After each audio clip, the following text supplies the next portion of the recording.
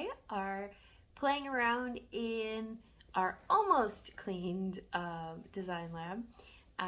We still have a ways to go, but we wanted to take a little break and play around with some stamps, so we will see how long she lasts. You say hi. Let me switch the camera around real quick. So today Ellie and I are going to play with this Maker Forte. It's a newer stamp set. It's called Sentimental Stems, and I think I had it in one of my unboxing videos, but it's kind of cool. The concept is you use a flower and then the stem is your sentiment. So I'm going to create a sympathy card. I'm going to try to make this as quick as possible because I'm sure this little girl is going to not last very long. So, yeah, I know. And I'm going to use the black soot, and I want the curl to be on the bottom. Just using a scrap piece of white paper just because I'm going to cut it down to my card front later. And the one I want to use, we're going to use this bigger one. These flowers are super pretty, in my opinion.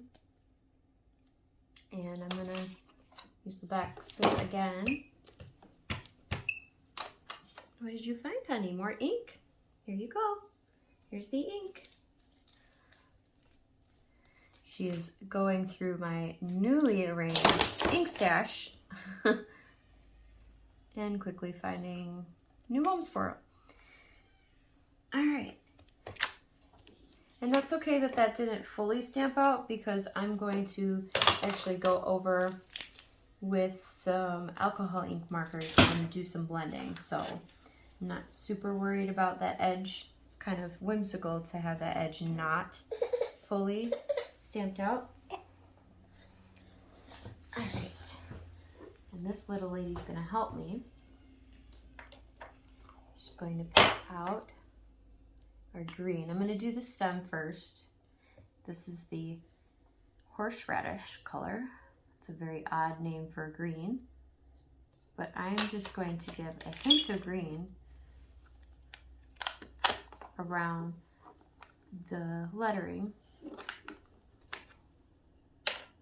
And she's figured out how to put her finger in a stamp pad, so I'm going to pause for a second. All right, so we're going to continue putting a hint of that green on this sympathy stem. Little Miss got her fingers in the black ink. So we have now learned how to wash our hands off. All right, so now I'm going to use the brush tip again, and I want my flower to have a little bit of viola in it. So usually you want to do lightest color first to darkest color last. And since I'm trying to be whimsical here, I'm not looking for perfect blends. I'm more looking for a hint of what I'm trying to do, especially because this lady's trying to steal my markers too. She says, Mama, I want to play with all the things too. Yeah. All right. So I've got a hint of the viola, and then I'm going to keep it out just in case I want to blend back. I'm going to add the mauve. And that I want to highlight the centers, or sorry, the edges, not the centers. Oh, and you figured out how to uncap it. Good job, baby. And I will blend more back of the lighter colors as I progress. But I am trying to do a hint of color in 5 minutes or less. We'll see if I can actually accomplish that. Good job putting the cap back on, sweetie.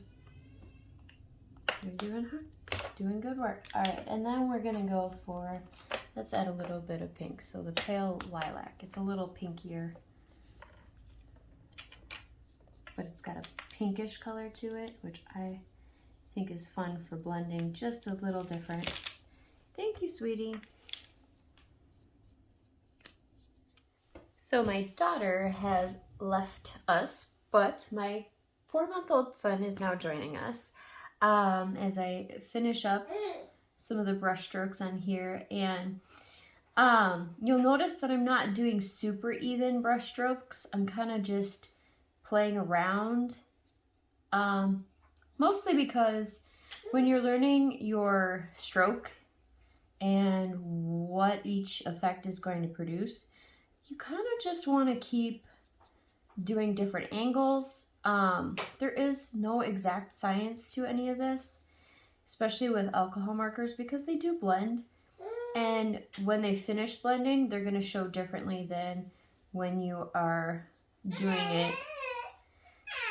My son is only 4 months old, but he's now discovered he can push himself forward in his walker, and he is enjoying himself. So that's why he's all excited over there. All right, and I think I'm just about finished up with the flower itself.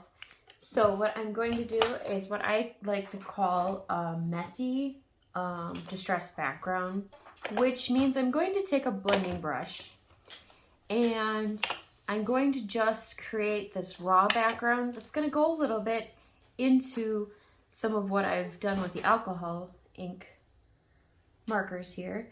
So, and I'm not looking for a perfect blend, I'm looking for a distressed blend. So that means I'm letting the brush be messy. I'm not looking to eliminate some of those edges and lines. I like those edges and lines because right now I'm trying to create a cloud-like background. My son really likes it, apparently. He approves. He's telling you all about it. So you see some of those dots I'm creating? I'm trying to keep that in. I don't want to necessarily blend it out. And then, there we go. So then what I'm going to do, because I'm going to let that texture be the background itself. Sometimes when you don't have a stencil for your background, that's what you do. So this was the Stormy Sky Distress Oxide. I'm going to use the Victorian Velvet now for its a little pinker. This one I'm going to actually use a blending stroke because I want to do filling in of those gaps where I'm creating this kind of bokeh effect on the background. So it's almost like this becomes the pinkish fog in the blue clouds or whatever. So if you don't have a stamp that does bokeh dots, or you don't have a stencil that would create something like this, this is another way of doing a background textured where you're getting that effect without overdoing it. And so you'll see it actually looks a little more 4th of July background than I was expecting, so I'm going to bring some of the blue back in. But you'll see how it's creating almost like a cylindrical effect because I'm not blending out the brush line so much. I'm letting the brush line make the effect. Versus when you do a lot of blending with the blending brushes, you're trying to eliminate those lines. And there we are. So that's the achieved effect I'm looking for. And you can see how a lot of those lines are very firm and some of the lines are blurred. So it kind of gives you that almost a 3D effect. And there you go. I'm going to keep playing with these and I will be back and I will show you more.